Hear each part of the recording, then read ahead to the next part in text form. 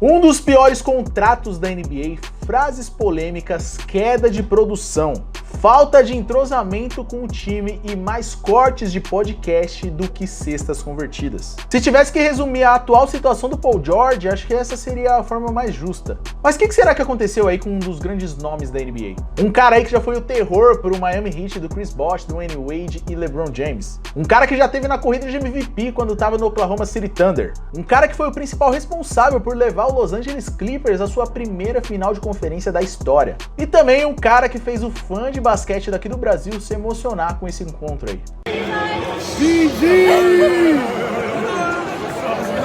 Hoje a gente vai falar aí sobre o que tá acontecendo com o Paul George, que querendo ou não é um dos grandes nomes aí da NBA na última década. Então já deixa o seu like, se inscreve no canal se você ainda não é inscrito e deixa aí nos comentários o seu comentário aí sobre o Paul George, principalmente se você for um torcedor do Philadelphia 76ers. Nessa temporada, o Paul George iniciou aí sua nova jornada na NBA depois de assinar um contrato com o Philadelphia 76ers de 4 anos e 212 milhões de dólares. Esse aí, rapaziada, é o quarto salário mais alto já pago para um jogador de 34 anos. E ele assinou esse contrato após o Los Angeles Clippers se recusar a pagar o contrato que ele tinha proposto. O Clippers tinha oferecido para ele um contrato de 3 anos e 150 milhões de dólares, porém o Paul George queria uma player option aí no quarto ano e também queria uma cláusula no contrato onde ele não poderia ser trocado pela franquia. E o Los Angeles Clippers recusou a oferta dizendo que era uma alternativa arriscada, ainda mais tendo que pagar 57 milhões de dólares para um jogador de 37 anos. E com isso, o Paul George recusou a sua player option de 48,8 milhões de dólares com o Clippers e se tornou free agent. E assim, rapaziada, existia uma outra possibilidade aí para o Paul George antes dele se tornar free agent. Mas para isso acontecer, ele teria que ter aceitado sua player option e assim o Clippers poderia negociar o Paul George com o Golden State Warriors, tendo uma opção de conseguir Chris Paul, Moses Moody, Jonathan Kuminga ou Andrew Wiggins e também uma futura escolha de primeira rodada.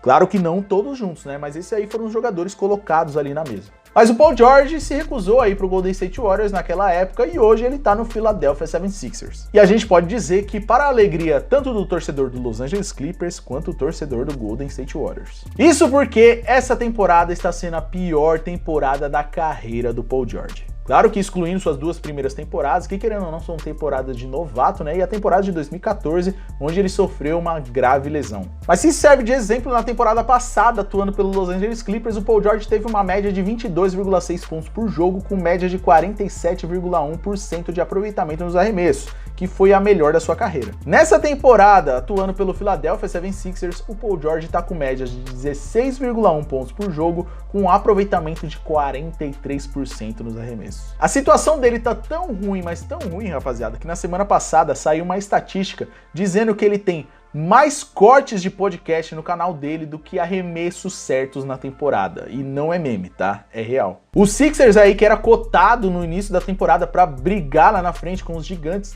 se encontra aí na 11ª posição, fora da zona de play-in, e no momento que eu tava fazendo o roteiro desse vídeo, ele tava tomando um atropelo do Brooklyn Nets. E ó, até a metade desse jogo aí contra o Brooklyn Nets, o Paul George tinha 0 pontos. E ele terminou o jogo com 2 pontos, rapaziada. Ele não foi nem para a linha do lance livre e não acertou nenhum dos 5 arremessos de 3 pontos que ele tentou. E detalhe, ele jogou 37 minutos, tá? E aí a gente pergunta de novo, o que tá acontecendo com o Paul George? A gente sabe aí que durante a carreira dele, né, ele passou por muitos problemas não só físicos, mas também mentais. Mas também a gente tem casos de problemas táticos, né? Porque, segundo ele disse que o Philadelphia 76ers não tá sabendo utilizar ele da forma certa. Devido à ausência aí de Joel Embiid no começo da temporada e também a falta de um defensor de elite, principalmente para marcar aí os pivôs dos times adversários, o Paul George teve que fazer essa função. Ele reclamou porque todo mundo sabe, né, que o Paul George é um excelente defensor de perímetro aí, né? E jogar em outra posição, principalmente falando aí do lado defensivo, tá deixando ele um pouco desconfortável. E por falar em perímetro, rapaziada, no início dessa temporada o Paul George estava tendo um dos piores aproveitamentos de 3 pontos da sua carreira. O que foi frustrante por Sixers, já que eles contrataram o Paul George imaginando que ele seria bom aí nessa função.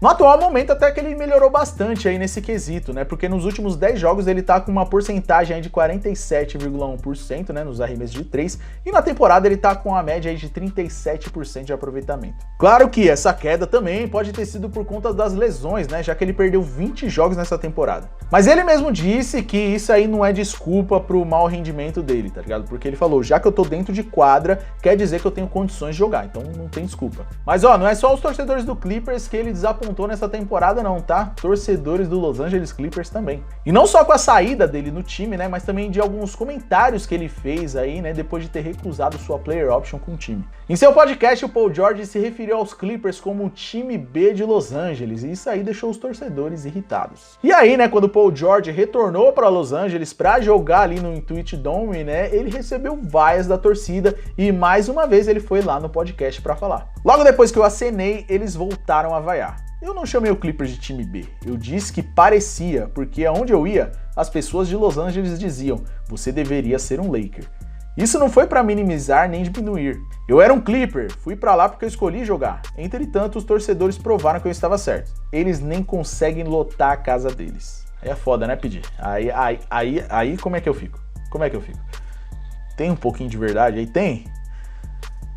Mas eu me sinto magoado, né? Eu não fiquei bravo com você quando você saiu, né, cara? Mas enfim, aí fica difícil, né? Mas ó, rapaziada, essa aí não é a primeira vez que o Paul George magoa uma franquia, muito menos a primeira vez que ele se contradiz e muito menos que ele coloca a culpa dos seus próprios problemas nos outros, tá? Em 2017, por exemplo, o Paul George pediu troca da franquia, né, do Indiana Pacers depois de passar anos jogando pelo time. Na época, o GM do Pacers, que era o Kevin Pritchard, disse que isso aí foi como um soco no estômago, né? E os fãs de Indiana disseram que foi uma traição e uma ingratidão. E olha que no podcast dele ele também falou que certa vez ele cogitou de pedir uma troca pro Detroit Pistons aí, né, que é um dos grandes rivais do Indiana Pacers. Se ele tivesse feito isso aí, acho que ele não ia mais conseguir pisar em Indiana não, velho, sinceramente. E não foi só isso não, tá? Ele também disse que o time não tinha o famoso termo, né, a cultura. E devido a isso aí, ele não conseguiu ser o líder que a franquia precisava, né, já que essa cultura tinha que vir não só dos jogadores, mas também, né, ali do front office de geral, mano. Quando eu falei aí de colocar a culpa dos problemas nos outros, esse aí foi um exemplo. E a primeira contradição do Paul George, ele disse aí meses antes de pedir uma troca do Indiana Pacers. O meu objetivo é ganhar aqui, eu nunca quero deixar Indy. E ó, ele disse a mesma coisa na época de Oklahoma City Thunder, tá? Um pouquinho depois ali dele renovar o contrato com o Thunder, ele disse o seguinte, estou aqui para ficar, podemos trazer isso para casa. Isso, no caso, seria o título. E depois de fazer uma excelente temporada, sendo top 3 MVP, top 3 jogador defensivo do ano, líder em roubos de bola, All NBA First Team, ele solicitou uma troca. E também depois daquele game winner que ele tomou do Damian Lillard. Então ele foi para os Los Angeles Clippers, onde ele já chegou dizendo o seguinte, é aqui que meu coração está, quero aposentar como um Clipper. E a torcida do Clippers caiu na ilusão, porque o cara era de Los Angeles, e ele falou também que torcia para os Clippers na infância e tal, e também porque o torcedor do Clippers se ilude fácil, né? Infelizmente, você está ligado como é que é. E assim, rapaziada, o Paul George chegou aqui não, né? Aqui é São Paulo, né? Mas enfim, o Paul George chegou no Los Angeles Clippers aí jogando muito, principalmente ou ao menos na temporada regular. Porque a partir do momento que a bolha começou, era outro Paul George. Foi ali que os problemas mentais dele começaram a ficar um tanto evidentes, porque o cara simplesmente desaprendeu a jogar basquete. E esse foi um dos motivos aí do Clippers ter tomado aquela virada de 3-1 na semifinal de conferência pro Denver Nuggets. Em entrevista ele disse que tá ali na bolha, naquele ambiente totalmente fechado, era como tá em um lugar sombrio, né? E aí quando perguntaram pra ele sobre esse lugar sombrio, ele disse o seguinte, era só um pouco de tudo, eu subestimei a saúde mental honestamente. Eu tinha ansiedade, um pouco de depressão, só estar aqui trancado, eu simplesmente não estava lá. Eu desliguei. Nos jogos 2, 3 e 4 eu não estava lá. Eu senti como se não tivesse lá. Um agradecimento em especial às pessoas que estavam no meu lado, que me deram palavras. Elas ajudaram muito, me ajudaram a me recuperar, me colocaram de volta em ótimos espíritos. Não consigo agradecê-las o suficiente. E depois dessa temporada da bolha aí, rapaziada, o Paul George começou a falar, né, mais abertamente sobre a saúde mental e a importância de conversar sobre isso aí. Não só sobre a importância de conversar, mas também de trabalhar isso, né, dia a dia, batalhar contra isso. E foi em cima disso, rapaziada, que ele fez uma temporada excelente aí, né, em 2020 e 2021, levando o Clippers para os playoffs, basicamente assumindo a responsabilidade ali nos playoffs com a ausência do Kawhi Leonard e também levando o Los Angeles Clippers aí a sua primeira final de conferência da história. Essa aí foi uma temporada de volta por cima do Paul George, né, e querendo ou não, ele é um cara que sempre dá a volta por cima, mano. Ele voltou a jogar basquete depois daquela trágica lesão que ele teve aí, que foi uma das piores do basquete, né, durante um amistoso da seleção americana em 2014, e assim, ele voltou jogando o fino da bola, tá? Ele aumentou as médias dele e fez grandes temporadas aí, né, no Indiana Pacers e também no Oklahoma City Thunder. Uma temporada antes dele se juntar com o Los Angeles Clippers aí, pra mim foi a melhor temporada da carreira dele. Ele teve médias aí de 28 pontos por jogo, 8,2 rebotes, 4,1 assistências e 2,2 roubos de bola, liderando a liga em roubos de bola por jogo. Essa, além de ser sua melhor temporada em todas essas estatísticas, também foi uma temporada onde ele foi All-NBA First Team e All-NBA Defense First Team. E também, né, ficou aí top 3 na escolha de MVP. Assim, rapaziada, eu acredito que a adaptação do Paul George em um novo ambiente aí demore um pouco por conta da sua saúde mental, né, e também por causa da sua saúde física. Sem contar que o Sixers estava com um problema gigantesco com lesões aí, né? Então acho que não tem como eles começarem a criação de um sistema digno aí, né, para poder competir dignamente na NBA. Mas de resto, rapaziada, ao menos o Paul George é um cara bacana. E ó, não tô falando isso só porque eu sou aí, né, a galera zoa, né, que eu sou amigo do Paul George, né, mas também pode ser por isso também, tá ligado? Pra quem não sabe aí, rapaziada, em 2023, quando eu tava lá em Utah, em Salt Lake City, durante o All-Star Weekend, eu fui surpreendido aí com uma mensagem diretamente pra mim, vinda do Paul George. Said, what's up, buddy? Pensei certinho em português, mano. PG-13 here. I appreciate your support. Means a lot to us. Clipper Nation's gonna hold it down and try to win us a chip this year. Thanks a lot.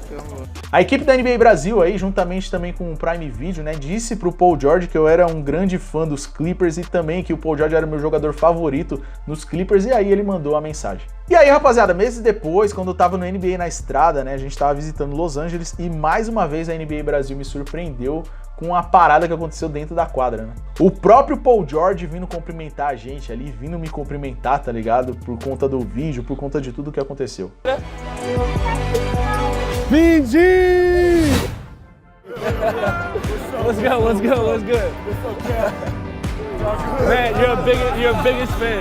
You're a biggest fan. E assim, rapaziada, ele poderia muito bem ter sido um cara babacão, tá ligado? E não ter feito nada disso aí, tá ligado? Não ter mandado o vídeo, não ter feito aquele esquema ali da quadra, que a gente teve todo aquele encontro e tal, porque tem muito jogador da NBA que é assim, cara, eles dificultam mais ainda o acesso, que já é difícil. Mas ele foi muito gente boa, mano, resenhou com a gente lá, inclusive até cogitou de ir no Podpah. Mas aí eu tenho certeza que vocês aí, que são das antigas aqui no canal, vão lembrar, DPC, mais o vídeo do gelinho do ombro, do Gatorade e tal, né, que você criticou ele, você escrachou ele, você xingou ele. Fala pra mim, se você não estivesse na minha pele ali naquele momento, depois de tomar uma virada de 3-1, um timaço daquele ali, se você não ia ficar puto. Desse vídeo aí vocês lembram, né? Mas vocês não lembram que meses depois eu fiz um vídeo chamado O Paul George vai calar a minha boca e a sua e a de geral. Ninguém lembra desse vídeo.